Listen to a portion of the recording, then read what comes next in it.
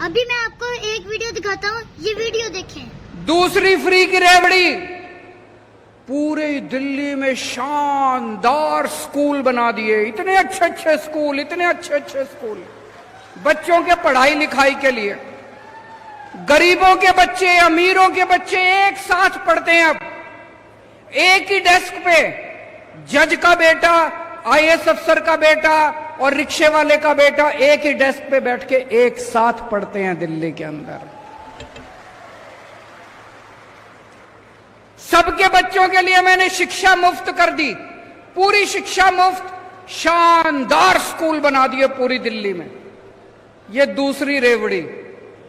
दोस्तों, अगर पाकिस्तान दो शोबों पर फोकस कर ले तो पाकिस्तान तरक्की की राह पर गामजन हो जाएगा। वो दो शोबे हैं, एक तालीम और दूसरा सेहत।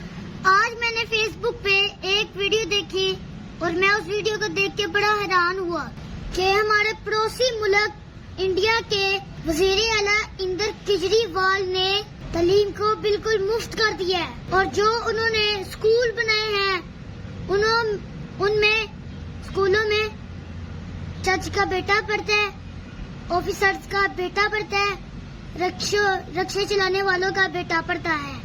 यानी कि अमीर और गरीब के बच्चे एक ही स्कूल में पढ़ते हैं।